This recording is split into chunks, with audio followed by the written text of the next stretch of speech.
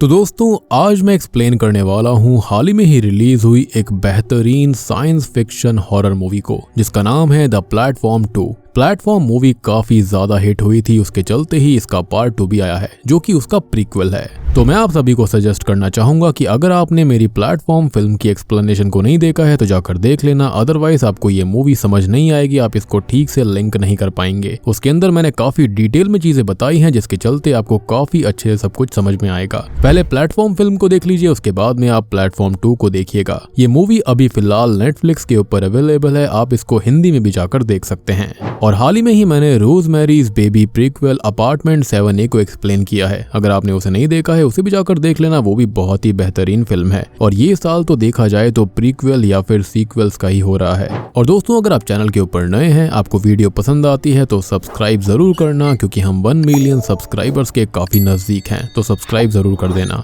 तो चलिए अब बिना किसी देरी के चलते हैं सीधा वीडियो की तरफ।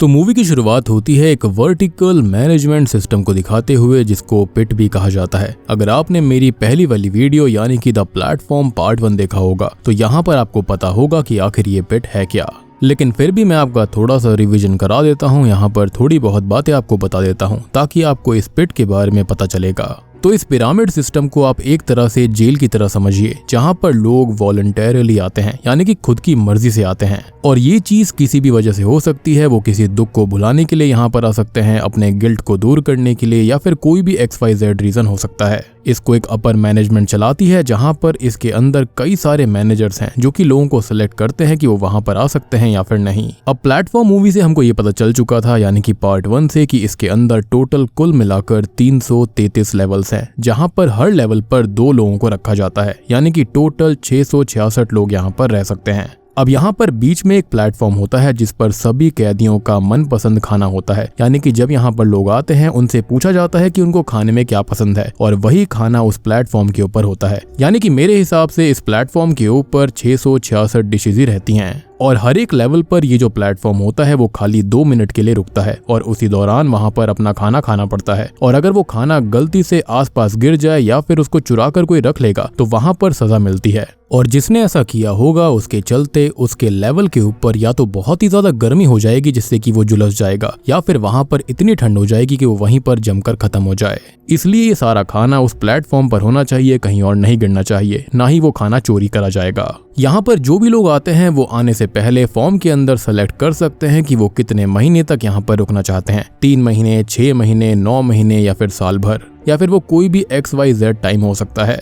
एक लेवल के ऊपर 2 लोगों को रखा जाता है, जहां पर वो 1 महीने तक रहते हैं और उसके बाद में वहां पर स्विच होता है, यानी कि यहां पर लोग उनको फिर दूसरे लेवल पर रख दिया करते। यहां पर किसी तरह की बेहोशी वाली गैस को रिलीज करा जाता था महीने के अंत में, जिसके चलते उनको स्विच करके किसी और लेवल पर रख दिया जाता, यानी कि यहाँ पर शफलिंग चलती थी। और अगर किसी वजह से एक व्यक्ति की मौत हो जाती है तो उसके चलते वहां पर किसी और के साथ उसको रख दिया जाता, यानी कि यहाँ पर शफलिंग के साथ साथ पार्टनर्स भी एक्सचेंज होते रहते थे।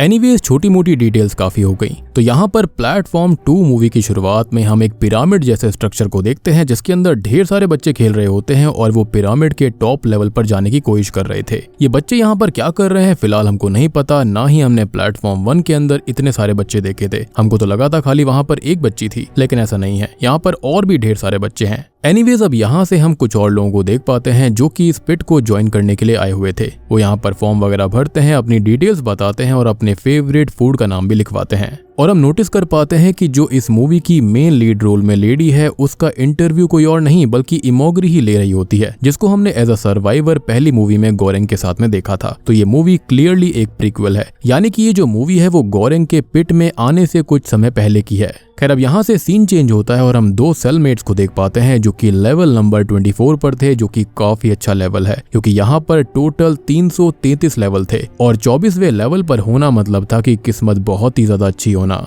खैर जो हमारी मेन लीड रोल में लड़की है उसका नाम है पेरम्पुआन, और उसका जो सेलमेट होता है उसका नाम होता है ज़ेमियाटिन। अब यहाँ पर जो ज़ेमियाटिन होता है वो काफी गुस्से वाला इंसान था, और इसी गुस्से की वजह से उसने एक दिन अपने माँ बाप के घर में आग लगा दी थी, लेकिन उसके माँ बाप को कोई चोट नहीं आई और उसके माता पिता उससे डरने लग गए थे, जिसके चलते वो यहाँ पर आया था। वो अपने गुस्से को शांत करने आया है। खैर अब इसी बीच होता ये है कि वहाँ पर खाना प्लेटफॉर्म पर आ जाता है और हम देख पाते हैं कि ज़ेम्याटिन काफी गुस्से में था क्योंकि उसने अपने फेवरेट फूड में पिज्जा लिखवाया था, लेकिन लेवल 21 पर रह रहे लोगों ने उसके पिज्जा की टॉपिंग्स को ही खा लिया था, जिस वजह से वो काफी गुस्से में आ जाता है। अब उनके ही जस्ट ऊपर वाले लेवल यानी कि लेवल 23 वाले लोग उसको समझाने की कोशिश करते हैं, उसको काम डाउन करने की कोशिश करते हैं, जिसमें लड़के का नाम होता है रोबेस्पियर और लड़की का नाम सैरा था।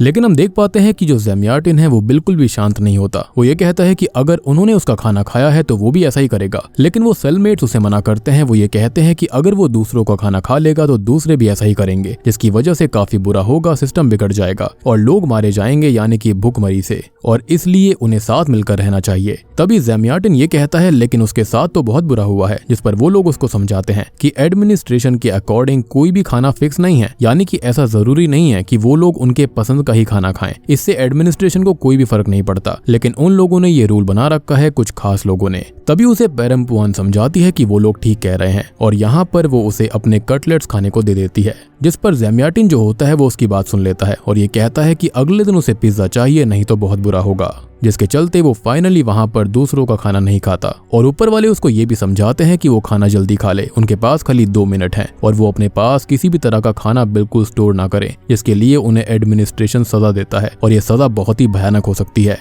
एनीवेज अब वो खाना खा लेते हैं, जिसके बाद खाना नीचे वाले सेल में जाने लगता है। ज़ेम्याटिन के ऊपर वाले सेलमेट्स ये कहते हैं कि उनका कांटेक्ट लेवल 44 तक नहीं हो पा रहा है और उन्हें ये भी नहीं पता कि उन लोगों तक खाना पहुंच भी रहा है या फिर नहीं। यहाँ पर अब व्यवस्था बनाए रखने के लिए उन्होंने खुद के नियम बनाए हुए थे, जिसमें ऊपर वाले सेलमेट्स कहते हैं कि कल 19 और 20 वाले सेलमेट्स 21 और 22 सेलमेट्स को रोकेंगे ताकि वो दूसरों का हिस्सा ना खा पाए। ठीक उसी तरह से लेवल 42 और 43 वाले 44 में उतरेंगे, जो कि उनके ही लोग हैं, ये मेक श्योर करने के लिए कि वहां पर सब ठीक है या फिर नहीं। तभी उनसे पेरम्पुआन ये पूछती है कि यहाँ लेवल्स कितने हैं, जिस पर वो ये कहता है कि यहाँ पर कुल मिलाकर 333 लेवल्स हैं। लेकिन वो ये कहता है कि ये बात जरूरी नहीं है कि यहाँ लेवल्स कितने हैं, उनको बस ये मेक श्योर करना है कि वहाँ पर खाना सब तक पहुँच पाए, क्योंकि प्लेटफॉर्म के ऊपर इनफ खाना है। लेकिन कई लोग यहाँ पर जिनको बारबेरियंस कहा जाता है वो सारा खाना खा जाते हैं। यानी कि देखा जाए तो इस पूरे सेल के अंदर यानी कि पिट के अंदर 2 तरह के ग्रुप बन चुके थे। एक थे बारबेरियंस जो कि सारा खाना खा जाया करते, उनको कोई फर्क नहीं पड़ता किसी दूसरे को खाना मिले या फिर नहीं। और कुछ लोग थे जो कि सॉलिडेरिटी यानी कि एकजुट होकर रहा करते थे,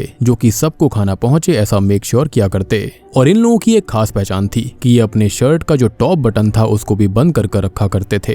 अब यहाँ पर मैं एक अमेजिंग डिटेल आपको देता हूँ। यहाँ टोटल 333 सेल्स हैं और हर सेल के अंदर 2 लोग हैं, जिसका मतलब यहाँ पर टोटल 666 लोग हैं। और ये जो 666 नंबर है वो डेविल का नंबर है, यानी कि the number of the beast. साथ ही साथ जो 333 नंबर होता है वो काफी लोगों के लिए लकी नंबर भी होता है। तो यहाँ पर दोनों चीज हो सकती हैं, इसको ग्रेन ऑफ सॉल्ट की तरह लेना। Now coming back to the movie, अगले दिन ऐसा ही होता है जहाँ पर अपर लेवल वाले नीचे आकर सब कुछ कंट्रोल में करने की कोशिश करते हैं, लेकिन ऐसा हो नहीं पाता, जिसकी वजह से वहाँ पर काफी लड़ाई हो जाती है और लेवल 23 पर रहने वाले रोबेस्पियर और सैरा ज़ेम्याटिन और पेरम्पुआन को हथियार उठाने के लिए कहते हैं, जो कि वो अपने बेड से ही बना सकते थे क्योंकि उनका बेड रिमूवेबल था। वहाँ पर वो लोहे की रॉड्स को निकाल लेते हैं। खैर अब वो खाने वाला प्लेटफॉर्म नीचे आ रहा होता है जिसमें लेवल 23 वाले तैयार थे। यहाँ पर उन लोगों में लड़ाई होती है जिसमें से लेवल 23 वाला सेलमेट यानी कि रोबेस्पियर नीचे एक दूसरे सेलमेट के साथ गिरता है, जो कि शायद से 21वें लेवल वाला था और वही वहां पर तबाही मचा रहा था, वही सारा खाना खा रहा था। इनफैक्ट वो इतना खाना खा रहा था कि उसको बदहजमी से उल्टी हो गई थी।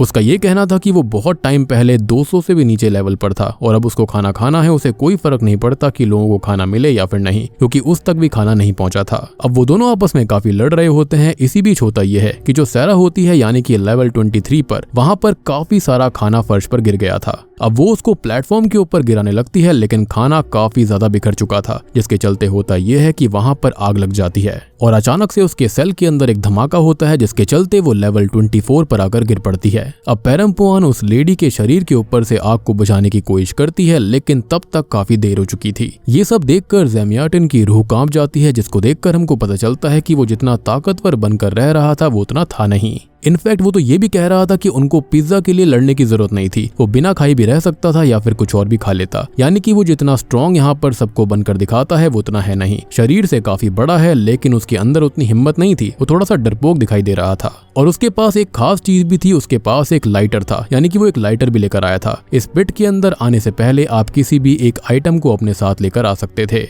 खैर अब प्लेटफॉर्म वहां पर 2 मिनट रुकता है और उसके बाद नीचे जाने लगता है, जिसके चलते ये लोग जल्दी जल्दी फर्श पर बिखरा हुआ हुआ खाना नीचे डालने लगते हैं, जिसके अंदर वो कामयाब भी हो जाते हैं और जो आदमी उन पर हमला कर रहा था वो उसे अपने साथ ही रख लेते हैं, उसको बांध दिया जाता है। अब रोबेस्पियर यहाँ काफी दुखी था क्योंकि उसकी सेलमेट जिंदा नहीं थी। वो बहुत ही ज्यादा गुस्से में आ जाता है। अब रोबेस्पियर उनको ये बताता है कि उनके मास्टर थे जो कि यहाँ पर उसके आने से पहले थे। वो आदमी वो शख्स था जिसने कि पूरे सेल्स के अंदर ये सॉलिडेरिटी वाली चीज बनाई थी। कहानी ऐसी थी कि वो काफी नीचे लेवल पर थे और एक दिन वो ऐसे लेवल पर चले गए थे जहाँ पर खाना था ही नहीं। तब उन्होंने अपनी थाई के मांस को काट कर खाया था, साथ ही साथ उन्होंने अपने साथियों को भी खिलाया। तो बेसिकली जो मास्टर था वो उन तक यही संदेश पहुंचा रहा था कि सभी लोग मिलकर रहो, जिससे कि सभी बचे रहेंगे और अगर वो एक दूसरे का साथ नहीं देते तो वो वहीं पर मारे जाएंगे। उन्हें इसी तरह से एकजुट होकर बैठना पड़ेगा। ज़ेमियाटिन ये पूछता है कि वो इस आदमी का क्या करेगा जिसे उसने बांध कर रखा हुआ है, जिस पर रोबेस्पियर ये कहता है कि ये उस आदमी को कुछ खास लोगों के पास नीचे लेकर जाएगा जो कि उनके मास्टर के साथ मौजूद थे और वही इसको सजा देंगे।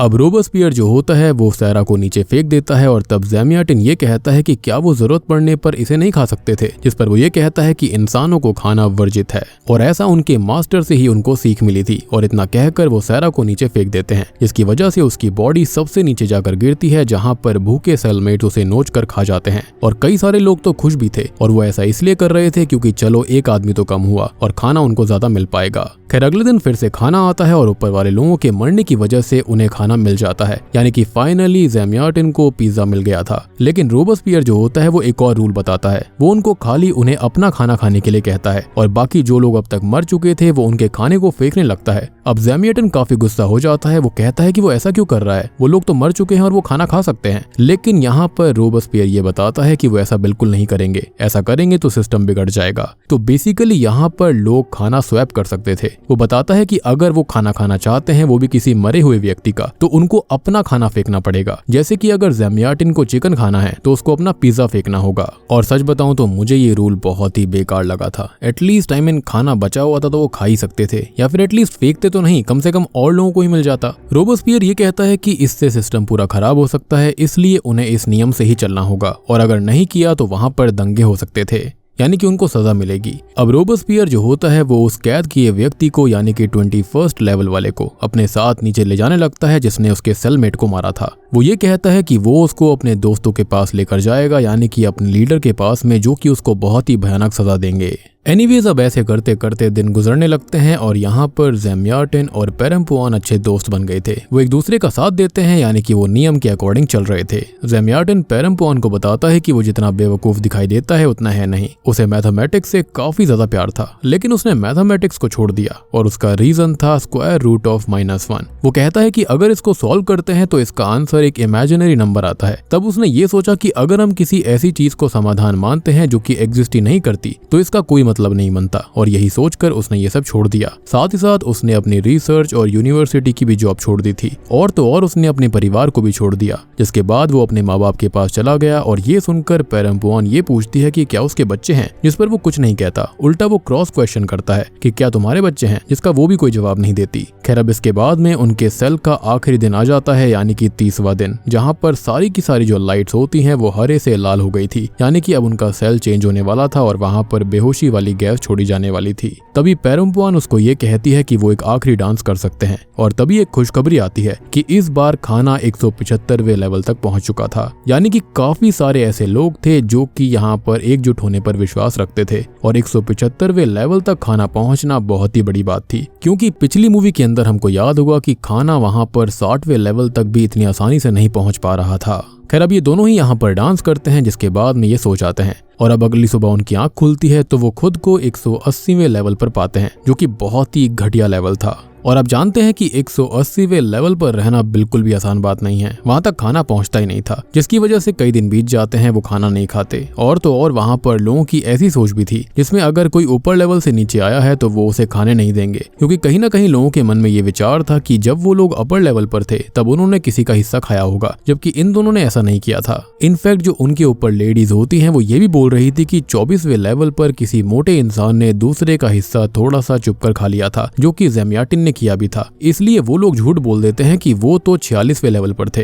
ताकि वो लोग उनके साथ वैसा ना करें। अब दोनों एक दूसरे का साथ दे रहे होते हैं, लेकिन भूख की वजह से ज़ेम्याटिन की तबीयत बिगड़ जाती है। तब पेरम्पुआन उसका काफी ध्यान रखती है और ऐसे सेलमेट मिलना तो मतलब बहुत ही अच्छा लगता। यहाँ पर वो ठीक तो थे, लेकिन नीचे वाले लोगों की हालत तो और भी ज्यादा खराब होगी, जिसको आप इमेजिन कर सकते हो, क्योंकि यहाँ पर टोटल 333 लेवल हैं। और ये सोचकर देखिए कि 180वें लेवल तक खाना नहीं आ रहा था, तो बाकी के लेवल्स पर तो क्या ही पहुंचता होगा, खाली बर्तन। लेकिन अभी भी ऊपर के लोग जो होते हैं, यानी कि वो जो लेडीज थी, वो उनके ऊपर शक कर रही थी क्योंकि वो अपर लेवल से आए थे। और ज़ेम्याटिन तो ऑलरेडी काफी मोटा था, लेकिन बिना खाए वो भी काफी पतला हो जाता है। तभी ज़ेम्याटिन जो होता है वो पेरम्पुआन को बताता है कि उसके बच्चे हैं, और पेरम्पुआन उसकी बात सुनती है और उसे उसी के लाइटर के साथ देखती है जो कि खुद को खत्म करने वाला था। उसने ये देखा है कि नीचे वाले लोगों को कैसा लगता है जब उनके पास खाना नहीं पहुंचता, या फिर कोई अगर उनके हिस्से का खाना खा ले तो। वो काफी गिल्ट में था क्योंकि उसने भी चुपकर खाना खाया था और ऐसा सोचा भी था, और इससे वो काफी ज्यादा दुखी था। वो पेरम्पुआन से कहता है कि उसके बच्चों से ये कहना कि वो उससे प्यार करता था, और इतना कहकर वो खुद को ही आग लगा लेता है और नीचे कूद जाता है। और उसकी मौत होते हुए देखकर बहुत सारे प्रिजनर्स काफी खुश थे, क्योंकि अब खाना खाने वाला एक और कम हो गया था। खैर, अब यहाँ पर वो सबसे नीचे जाकर गिरता है, जहाँ पर हम एक ग्रुप को देख पाते हैं जो कि ज़ेम्याटिन की बॉडी को खाने के लिए आगे बढ़ते हैं।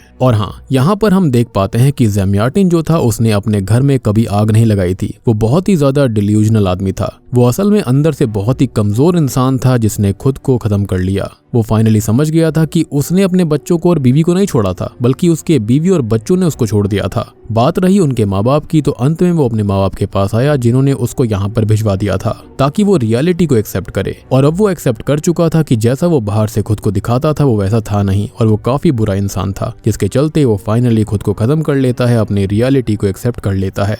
अब उसकी मौत से पेरम्पुआन को काफी दुख होता है, और उसकी मौत के बाद वो उसका लाइटर अपने पास रख लेती है। और अब ज़ेम्याटिन का एक हिस्सा, या फिर ये कहें कि उसकी एक सोच उसके दिमाग में बस गई थी, जैसे कि गोरेंग के साथ में हुआ था। खैर, अब फिर से उसका सेल चेंज होता है, जहां पर उसे सेल नंबर 51 मिलता है, जो कि फिर भी ठीक था। वहां पर उसकी न्यू सेलमेट होती है, जिसका फिलहाल कोई नाम नहीं बताया जाता, इसलिए हम इसको सेलमेट ही कहेंगे। हम यहाँ पर देख पाते हैं कि उसका एक हाथ भी नहीं था। यहाँ पर वो दोनों बात करते हैं और पेरम्पुआन उसे रूल्स बताती है कि उनको सिर्फ उन्हीं का हिस्सा खाना है, ताकि नीचे वाले को दिक्कत ना आए। बेसिकली पेरम्पुआन की सेलमेट ये दिखा रही थी कि ये उसका पहला ही महीना था, जिसके बाद वो ऐसा ही करते हैं, और रात में पेरम्पुआन ज़ेम्याटिन को हेलुसिनेट भी करती है। अब अगले दिन नीचे वाले सेल के लोग कहते हैं कि 54 नंबर पर एक आदमी है जो कि पहले 2 नंबर पर था, और ये वही आदमी है जो कि भर पेट खाना खाया करता था और तो और दूसरों का हिस्सा भी खा जाया करता। और इस बार वो लोग 54 पर आ चुके हैं और उसे सभी सबक सिखाएंगे। यहाँ पेरम्पुआन भी उसे सबक सिखाना चाहती थी, क्योंकि ऐसे ही लोगों की वजह से ज़ेम्याटिन खत्म हुआ था, उसका खाना उस तक नहीं पहुंचा।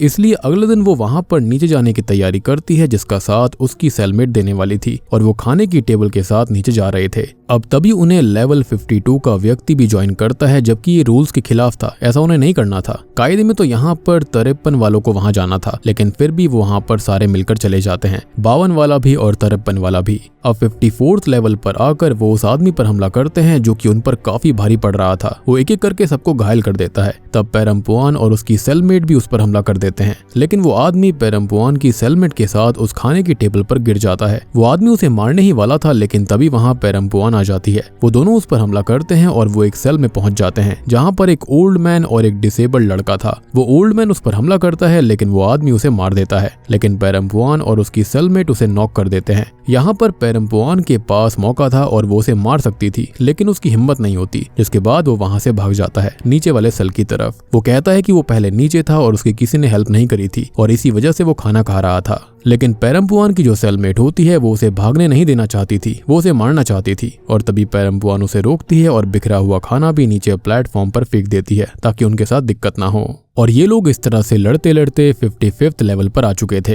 अब फाइनली पेरम्पुआन की सेलमेट ये बताती है कि वो यहाँ पिछले 6 महीने से है, और वो इस तरह से दोषियों को अपने साथ सजा देते हुए आए हैं। उसकी एक सेलमेट भी हुआ करती थी जिसका नाम केकाशी था। अब वो सब यही सोचते रहे कि ये जो रूल्स हैं वो बिल्कुल सही हैं, लेकिन एक दिन उन्होंने एक ऐसे व्यक्ति को देखा जो कि भूख से तड़प रहा था, बहुत ही ज्यादा पतला था। तब उन्होंने उसे एक मरे हुए इंसान का मांस खिलाया जो कि उसके हिस्से का नहीं था, और उसी चीज की सजा देने के लिए एक दिन एक आदमी, यानी कि उनका ही एक लीडर, यहाँ पर मल्टीपल लीडर्स थे इस सॉलिडेरिटी के, जो कि सबसे ज्यादा डेंजरस है, जिसका नाम है दागिन बाबी, और वो उनको सजा देने लगता है। लेकिन जो ककाशी होती है वो उसे बचाने लगती है और इसी बीच वो दागिन बाबी की दोनों आंखों को फोड़ देती है। और ये देखकर दागिन बाबी उसको नंगा करके उसे खाने की ही टेबल पर यानी प्लेटफॉर्म पर बांध देता है ताकि वो उसे नीचे भेज पाए। और उसने ही पेरम्पुआन की सेलमेट का हाथ भी काट दिया था, यानी कि जो उसका हाथ कटा हुआ था वो उसको सजा के तौर पर मिला था। अब सबसे नीचे जाने पर ककाशी को लोएस्ट लेवल पर रहने वाले लोगों ने खा लिया था, वो भी जिंदा, और ये सब उसने अपनी आंखों से देखा था। पेरम्पुआन की सेलमेट उसे बताती है कि यहाँ पर कोई भी जगह सेफ नहीं है, जो यहाँ पर आता है वो कभी बाहर नहीं जाता और ये रूल फॉलो करने से कुछ नहीं होने वाला। सच्चाई तो ये है कि वो यहाँ से कभी बाहर नहीं निकल सकते, लेकिन वो ये बताती है कि वो एक चीज कर सकते हैं, वो इंटरवल के बीच यहाँ से भाग सकते हैं। लेकिन पेरम्पुआन को ये समझ नहीं आता कि इंटरवल है क्या। तब पेरम्पुआन की सेलमेट उसको समझाती है कि इंटरवल का मतलब है महीने का आखिरी दिन, जब मैनेजमेंट यहाँ पर लोगों के सेल्स को चेंज करता है और उनको बेहोश किया जाता है एक गैस को छोड़कर। और ये जो गैस है वो एक काइंड ऑफ सेवोफ्लोरीन है। पेरम्पुआन फिर से पूछती है कि वो लोग बेहोश होने से कैसे बचेंगे, जिस पर उसकी सेलमेट फिर से कहती है कि उन्हें एक चीज की जरूरत है जिसे उन्हें ढूंढना पड़ेगा। तब वो पूछती है कि कौन सी चीज। वो उस चीज का नाम तो नहीं बताती, लेकिन वो कहती है कि वो चीज पाने के लिए उन्हें और नीचे जाना होगा, वो यहाँ पर नहीं है। अब अगले दिन पेरम्पुआन और उसकी सेलमेट जो होती है वो ये कहती है कि उन्हें यहाँ से नीचे जाना होगा, क्योंकि अगर दागिन बाबी वहां पर आ गया तो उनके साथ बहुत बुरा होगा और यहाँ पर वो जो लीडर है वो उनमें से सबसे खतरनाक है।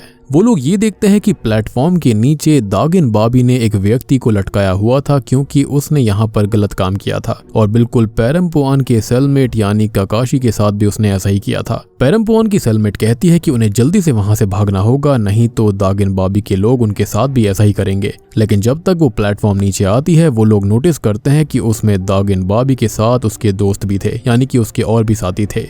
अब आते ही वो वहां पर सभी मौजूद लोगों को खाना खिलाने की कोशिश करता है कि तभी हम दागिन को देखते हैं, जो कि पिछले महीने लोअर सेल में था। और आपको याद होगा कि रोबस्पियर एक व्यक्ति को नीचे लेकर जा रहा था, तो वो उनको दागिन बाबी के पास ही लेकर जा रहा था और उसको ऑलरेडी सजा मिल गई होगी, जो कि मेरे ख्याल से या तो उसका हाथ कटना होगा या फिर उसे मौत की सजा दी गई होगी। अब दागिन बाबी जो होता है वो उनको सजा देने वाला था, क्योंकि उन्होंने नियम का उल्लंघन किया था। वो लोग नीचे उतर कर लड़ने लग गए थे, जिसकी वजह से बीच के सेल खाली पड़ गए और उसकी वजह से उनके बीच कनेक्शन टूट गया था, जबकि उन्हें ऐसा नहीं करना था, उनको वहीं पर रुकना चाहिए था। यानी कि एक सेल के लोग नीचे उतर सकते थे, लेकिन 3-4 सेल्स के लोग एक साथ नीचे चले गए थे, जिसके चलते हुआ ये था कि कनेक्शन ही टूट गया था। अब ऑब्वियसली इसके अंदर पेरम्पुआन और उसकी सेलमेट मेन थे, जिसके चलते अब उनको सजा मिलने वाली थी। लेकिन इसी बीच वो डिसेबल्ड लड़का जो होता है वो ये कहता है कि ये लोग कोई प्लान बना रही थी। दरअसल वो सो नहीं रहा था, वो उनकी बातें सुन रहा था। अब वो डिसेबल्ड बच्चा होता है, जिसके चलते वो ये बताता है कि उन्होंने ये प्लान बनाया है कि अगर वो लोग कुत्ता खा लेंगे तो वो बेहोश होने से बच जाएंगे, जिसके बाद वो वहां से भाग सकते थे। अब उसकी बातें सुनकर सभी हंसने लगते हैं, लेकिन दागिन बाबी सबको रोकता है और वो उसे अपने साथ रख लेता है। अब वो उन सभी को प्लेटफॉर्म पर बांध देता है और सब पर ब्रूटली हमला करवाता है। यहाँ पर सजा के तौर पर वो पेरम्पुआन के हाथ को काट डालता है, लेकिन उसकी सेलमेट ने दोबारा गलती करी थी, इसलिए वो उसे जान से मार डालेगा। तभी हम एक सीन को देखते हैं जिसके अंदर हम उसी सेल को देख पाते हैं जिसके अंदर बच्चे थे, जो कि उस पिरामिड वाली स्लाइड पर खेल रहे थे। इन्हीं बच्चों के बीच में हम एक बच्ची को भी देख पाते हैं, जो कि वही बच्ची थी जो कि गोरेंग को पहले पार्ट में 333 लेवल पर दिखाई दी थी। खैर अब हम वापस सजा पर आ जाते हैं तो हम नोटिस करते हैं कि पेरम्पुआन का तो हाथ कट चुका था और जो उसकी सेलमेट होती है उसको भी नंगा कर उस प्लेटफॉर्म पर बांध दिया जाता है और उसे नीचे भेज दिया जाता है, जिसके चलते उसकी भी मौत हो जाती है। अब तभी पेरम्पुआन की आंख खुलती है तो वो अपने आप को 72वें लेवल पर पाती है, यानी कि 72nd लेवल पर, जहां पर उसका सेलमेट एक बूढ़ा व्यक्ति था और ये बूढ़ा व्यक्ति कोई और नहीं बल्कि त्रिमागासी है, जो कि प्लेटफॉर्म 1 में गोरेंग के साथ था। पेरम्पुआन को एक बात का एहसास हो गया था कि अगर उनको जिंदा रहना है तो सिर्फ नियम का पालन करना बंद करना पड़ेगा। इनफैक्ट अब वो उस ग्रुप का भी हिस्सा नहीं थी और उसने अपने ऊपर वाला बटन भी खोल दिया था। यहाँ पर वो त्रिमागासी से बात करती है, जहाँ पर वो उससे एक नाइफ लेती है जो कि वो अपने साथ लेकर आया था। वो कहता है कि वो इससे ब्रेड काटना चाहता था और हम जानते हैं कि वो कितना ही खतरनाक आदमी है। उसने पार्ट 1 में एक टीवी फेंक कर किसी को मार दिया था और वो उसी गिल्ट के रूप में यहाँ पर आया था, लेकिन लुक्स लाइक कि उसको इसका गिल्ट नहीं था, वो काफी ज्यादा एंजॉय कर रहा था। अब पेरम्पुआन उसको कहती है कि वो ना ही अपने ऊपर वाले और ना ही नीचे लेवल वाले किसी की भी बात को सुने, क्योंकि इसका कोई भी फायदा नहीं होता और वहां पर चाहे कोई भी ग्रुप हो वो सारे एक जैसे थे, सभी बारबेरियंस थे। बस सिंपल सी बात थी कि लोग अपने अपने हिसाब से रूल्स को मोल्ड कर रहे थे। अब जैसे ही उनके पास में प्लेटफॉर्म आता है, त्रिमगासी तो वहाँ पर भरपूर खाने लगता है, वाइन पीता है, मस्ती करता है। उसके ऊपर वाले नीचे वाले सभी लोग कहते रह जाते हैं कि वो ये क्या कर रहा है, लेकिन वो किसी की बात को नहीं सुनता। एनीवेज, अब पेरम्पुआन यहाँ से नीचे जाने वाली थी। उसको कुछ ढूंढना था जो कि उसको उसकी सेलमेट ने ढूंढने के लिए कहा था, ताकि वो यहाँ से बाहर भाग पाए। वो अब त्रिमगासी को भी साथ आने के लिए कहती है, जिसके चलते त्रिमगासी काफी खुश हो जाता है और वो भी टेबल के ऊपर चढ़ चुका था। अब ये दोनों ही प्लेटफॉर्म पे खड़े होकर नीचे वाले लेवल्स पर जाने लगते हैं, जहां पर इन्होंने ढेर सारे लोगों को अपने साथ ले लिया था।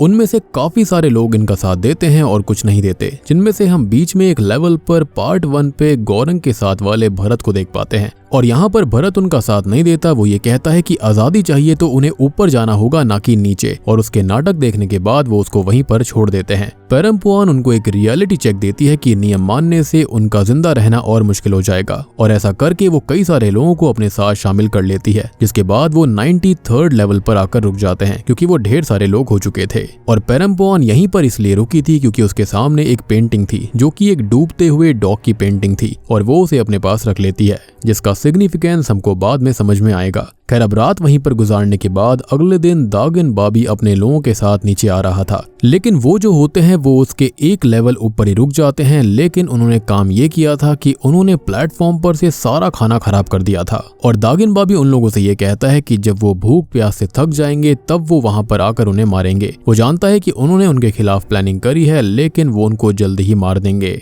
लेकिन साथ ही साथ वो उनको एक ऑफर भी देता है कि जिन्होंने इसकी मेन प्लानिंग करी है, अगर वो सामने आ जाते हैं तो वो बाकी सबको जाने देगा।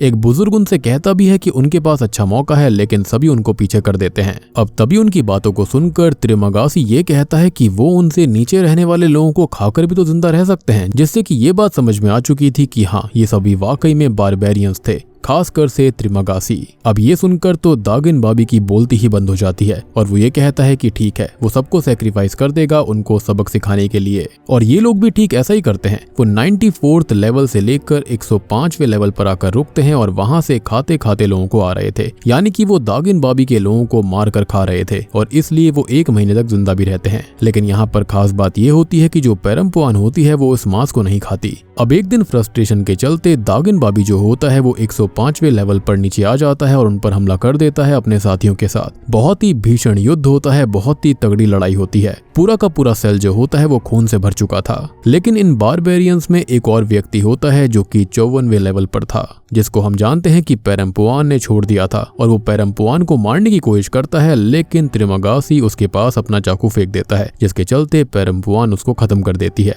यहाँ पर खाली पेरम्पुआन और त्रिमगासी ही बचे हुए थे। साथ ही साथ वहाँ पर दागिन बाबी भी जिंदा था। वो उसे खुद को मारने के लिए भी कहता है, लेकिन पेरम्पुआन दागिन बाबी को नहीं मारती, उल्टा वो उसे ऊपर से नीचे फेंक देते हैं। अब इन सब के चलते जो त्रिमगासी होता है वो 105वें लेवल पर ही रुक जाता है, लेकिन जो हमारी पेरम्पुआन होती है वो वहां से भी नीचे जाना चाहती थी। और अब जाकर हमें पता चलता है कि असल में पेरम्पुआन इस पिट के अंदर क्यों आई थी। वो खुद को माफ करने के लिए आई थी, उसे समय चाहिए था। उसके अंदर एक गिल्ट होता है। दरअसल पेरम्पुआन एक स्कल्पचर आर्टिस्ट होती है, जहां उसने एनिमल क्रूअल्टी और ब्रूटैलिटी के अगेंस्ट एक स्कल्पचर बनाए थे, जिसमें उसने एक डॉग का स्कल्पचर बनाया था, जिसमें डॉग के हाथों पर एक नुकीला पंजा था, और उसे एग्जीबिशन के अंदर ले जाया जाता है। और ये उसका चौथा एग्जीबिशन था, जहां पर ढेर सारे आर्टिस्ट आए हुए थे।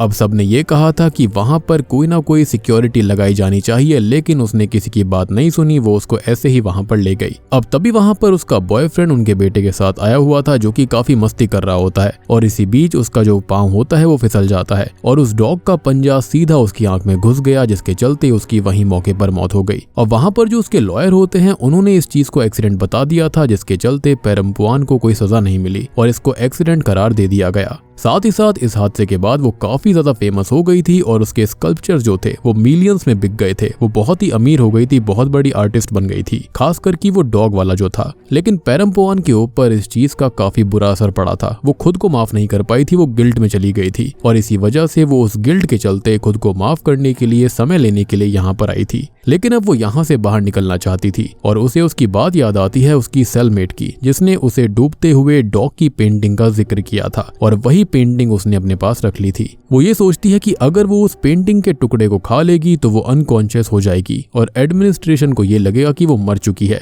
बेसिकली उसे एडमिनिस्ट्रेशन को ट्रिक करना था ताकि वो डेड बॉडीज के साथ में उसे भी बाहर भेज देंगे। तो आखिर ये काम कैसे करेगा? तो वो जो गैस है ना, वो एक एनेस्थेसिया के रूप में इस्तेमाल होती है, लेकिन अगर ऐसे में वो उस पेंटिंग के टुकड़े को निगल लेती है तो इसके चलते वो उस गैस को ही इनहेल नहीं कर पाएगी, जिसके बाद उसे ऊपर पहुंचा दिया जाएगा जहां से वो बाहर निकल सकती है। लेकिन इसमें खतरा भी था, अगर ये काम नहीं आता तो वो वैसे मर जाएगी। लेकिन अल्टीमेटली यहाँ पर वो वैसे भी मरने ही वाली थी, यहाँ से कोई जिंदा वापस नहीं जाता। लेकिन ये काम उसे तब करना होगा जब वो लोग उसे बेहोश करने वाली गैस को रिलीज करेंगे, और ठीक पेरम्पुआन ऐसा ही करती है। वो उस पेंटिंग के टुकड़े को खा जाती है, जिसके बाद वो वहीं पर 105वें लेवल पर बेहोश हो गई थी। इधर हम उन बच्चों को देखते हैं जो कि पिरामिड के ऊपर चढ़ रहे थे, लेकिन सबसे ऊपर एक बच्चा पहुंच जाता है और वहां पर उसके जाने के बाद उसके ऊपर स्पॉटलाइट आती है और फिर वहां पर 2 एडमिनिस्ट्रेशन के लोग जो होते हैं वो उसे लेने आते हैं। और तभी उन बच्चों में से हम मिहारू की बेटी को भी देख पाते हैं, जिसे हमने प्लेटफॉर्म 1 में देखा था। लेकिन वो उस बच्चे को लेकर अपने साथ चले जाते हैं क्योंकि वो बच्चा चोजन 1 था। तभी हम पेरम्पुआन को देख पाते हैं, जिसे वहां के एडमिनिस्ट्रेशन के लोग दूसरी लाशों के साथ बांध कर ले जाने लगते हैं। वो उसे एक ग्रीन रूम में लेकर जाते हैं जहां पर ग्रेविटी नहीं थी, या फिर ये कहें कि पूरी ही जगह पर उन्होंने ग्रेविटी को ऑफ कर दिया था। इससे हम यहाँ पर यह अंदाजा लगा सकते हैं कि फैसिलिटी कितनी ज्यादा एडवांस थी।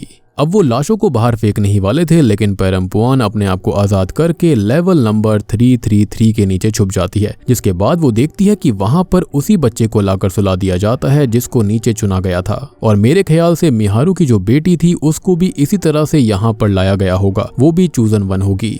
अब उन सब लोगों के जाने के बाद में पेरम्पुआन उस बच्चे को भी अपने साथ ले जाने के लिए डिसाइड करती है, क्योंकि अगर वो उसे वहीं पर छोड़ देती तो उसका गिल्ट फिर से बढ़ जाता और यहाँ पर वो अपने आप को माफ नहीं कर पाती। यहाँ पर उसके पास एक मौका था उस बच्चे को बचाने का, क्योंकि वो चाहती थी कि वो पास्ट में वापस जा पाए। अब ऐसा तो हो नहीं सकता, लेकिन सेम तरह का मौका उसके सामने था। अब वो उस बच्चे को फ्लोट करते हुए ऊपर लेकर जाने लगती है, लेकिन इसी बीच उसका सर जो होता है वो वहां पर दीवारों से टकरा जाता है, जिसके चलते उसे गहरी चोट आती है। खैर अब वो उसे बचाकर उस बच्चे को प्लेटफॉर्म की टेबल के साथ ले जाने लगती है। इसी बीच वो अब एक जगह पर पहुंच जाती है जो कि बिल्कुल ब्लैंक जगह थी, जहां पर कई सारे लोग थे जो कि मेरे ख्याल से डेड पीपल थे, उनकी स्पिरिट्स थी। वहां वो नोटिस करती है कि ढेर सारी आत्माएं वहां पर थी, जिसके अंदर ज़ेमियाटन और वहां पर उसके साथ में जो लड़की थी, यानी कि जिसका हाथ कटा हुआ था, वो भी थी। जिसका क्लियरली मतलब था कि ये सभी स्पिरिट्स हैं या फिर सबके अनकॉन्शियस या फिर सबकॉन्शियस माइंड हैं। और सबसे शॉकिंग बात यह है कि पेरम्पुआन यहाँ पर मर चुकी है, क्योंकि जब उसके सर पर इंजरी हुई थी वो उसी वक्त मर गई थी उस बच्चे को बचाते हुए,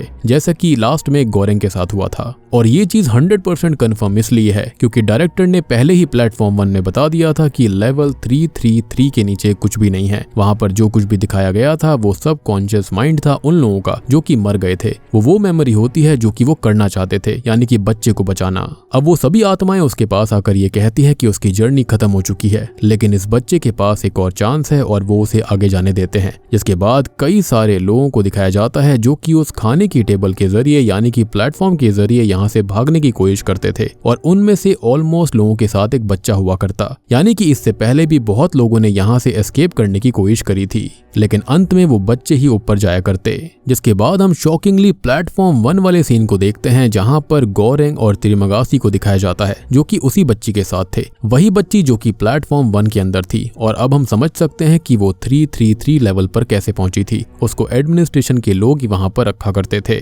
एंड आई बिलीव कि मिहारू उसके लिए खाना नीचे लेकर जाया करती थी, वहां पर खाना स्टोर कर दिया करती, क्योंकि उस लेवल पर कोई भी सजा किसी को नहीं मिलती थी। वो एक तरह से बोनस लेवल आप कह सकते हो, और मिहारू उसके लिए ही रिस्क लिया करती थी। एनीवेज अब त्रिमगासी उसे अपने साथ ले जाने लगता है क्योंकि गोरेंग भी खत्म हो चुका था। लेकिन तभी शॉकिंगली गोरेंग को वहां पर पेरम्पुआन की आत्मा दिखाई देती है और वो दोनों एक दूसरे को पहले से ही जानते थे। शायद यही उसका वो बॉयफ्रेंड रहा होगा जिसका बेटा खत्म हो गया था। एंड आई बिलीव कि गोरेंग इसी वजह से यहाँ पर आया था और उसने असल रीजन कभी किसी को बताया ही नहीं। अब वो दोनों आपस में गले मिलते हैं और यहाँ पर ये चीज क्लियर हो गई थी कि ये दोनों किस वजह से आए थे। ये दोनों ही अपने उस गिल्ड को कंप्लीट करने आए थे, कि ये दोनों ही अपने बच्चे को नहीं बचा पाए थे।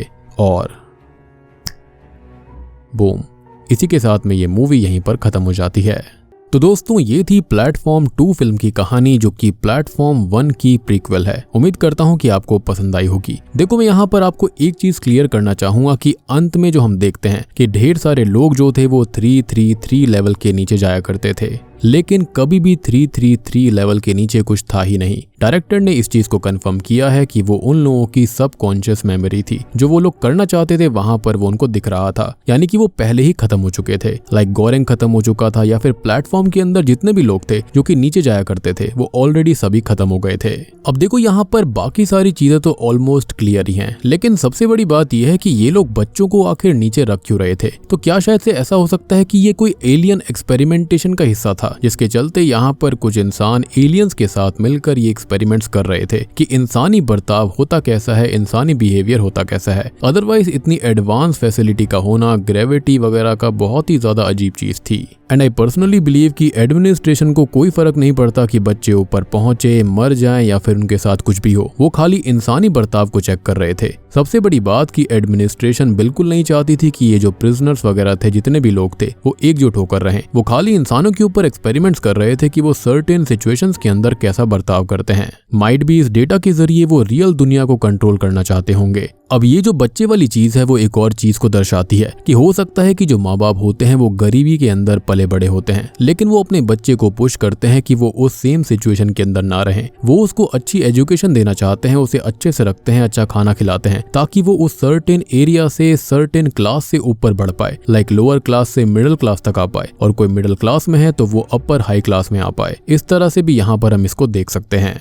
अब ये चीज तो मैंने आपको पार्ट 1 के अंदर ही समझा दी थी कि ये लोग अपने गिल्ट को भी दूर कर रहे थे। एक आदि इंसान ऐसा हुआ करता था जो कि लोअर पिट में जाया करता और किसी बच्चे को ऊपर की तरफ भेज दिया करता था, ताकि वो अपने गिल्ट से दूर हो पाए। बात रही नंबर 333 की, तो वो third circle of hell in Dante's Inferno को भी दर्शाता है। और आप ये भी सोच रहे होंगे कि वहां पर जो डॉग वाली पेंटिंग थी उसका क्या मतलब था। तो यहाँ पर जो डॉग है वो दर्शाता है कि इंसान के स्ट्रगल को, वो भी अगेंस्ट इविल फोर्सेस। तो इस चीज को यहाँ पर वो पेंटिंग दर्शा रही थी। यहाँ पर सभी लोग किसी न किसी तरह से इविल से लड़ रहे थे और खुद को बचाने की कोशिश कर रहे थे। और हमने नोटिस किया जब पेरम्पुआन ने उस पेंटिंग को स्वेलो कर लिया था, यानी कि निगल लिया था, तो उसने अपने पास्ट एक्शंस की रिस्पॉन्सिबिलिटी को ले लिया था और उसने एक्सेप्ट कर लिया था कि हाँ उसने गलती करी थी, जिसके चलते अब वो फाइनली खुद को अंत में माफ कर पाई। और जैसा कि मैंने आपको बताया कि पूरी मूवी के अंदर 2 तरह के लोग थे, एक तो लॉयलिस्ट थे और एक थे बारबेरियंस। लेकिन अंत में हमने देखा कि बारबेरियंस की ही जीत हुई थी। और प्लेटफॉर्म 1 के अंदर भी हमने नोटिस किया था कि खाना नीचे लेवल तक बिल्कुल नहीं पहुंचता था, यानी कि ये पूरा का पूरा सिस्टम जो था वो बिखर चुका था। और बात करते हैं इसके एंडिंग के बारे में, तो मुझे यही लगता है कि ये पूरा का पूरा सिस्टम जो था वो एक एक्सपेरिमेंट के तौर पर था, और जो बच्चा ऊपर भेजा जाता था वो शायद से एक मैसेज की तरह था। लेकिन मुझे ऐसा लगता है कि जो अथॉरिटी थी वो इसको मैसेज मानती ही नहीं होगी। उनके लिए एक नॉर्मल मैसेज था, उनके लिए ये खाली एक नॉर्मल सी चीज थी, और उनको ना ही बच्चों की ना ही किसी इंसान की कोई परवाह थी। सबसे बड़ी बात ये थी कि जो इनॉग्री थी, जो कि वहां 25 साल से काम कर रही थी, उसे भी नहीं पता था कि इस पिट के अंदर ऐसा कुछ होता है, क्योंकि कंपनी ने उससे भी झूठ बोला था। तो यहाँ पर जो कुछ भी था, इस कंपनी का, इस अथॉरिटी का जो इरादा था वो बिल्कुल भी नेक नहीं था। एंड पर्सनली मुझे लगता है कि प्लेटफॉर्म 3 भी आनी चाहिए, जहां पर डायरेक्टर ने ये चीज भी कंफर्म करी थी कि ऐसे कई सारे पेट्स, यानी कि ऐसे कई सारे लेवल्स जो हैं वो धरती के ऊपर बने हुए थे। तो हो सकता है कि ये बर्ड बॉक्स मूवी की तरह बिल्कुल डिफरेंट ही मोड़ ले ले, और हमको अब किसी और सिटी के बारे में दिखाया जाएगा, किसी और पिट के बारे में, जहां पर हमको और डिटेल में बहुत सारी चीजें पता चलेंगी। फिलहाल तो ये एक सोशल एक्सपेरिमेंट ही लग रहा है, जो कि यहाँ पर कुछ खतरनाक लोग कर रहे हैं। तो दोस्तों, ये थी प्लेटफॉर्म 2 फिल्म की कहानी। उम्मीद करता हूँ कि आपको थियोरीज और एक्सप्लेनेशन पसंद आई होगी। पसंद आई है तो वीडियो को लाइक कर देना, चैनल के ऊपर नए हैं तो सब्सक्राइब कर लीजिए। अगर आपको कोई डाउट है तो आप कमेंट सेक्शन में पूछ सकते हैं, और अगर आपने प्लेटफॉर्म 1 फिल्म को नहीं देखा है तो जाकर देख लेना, अदरवाइज आपको चीजें डिटेल में समझ में नहीं आएंगी। तो मैं आप सबको मिलता हूँ अगली वीडियो के साथ में, तब तक के लिए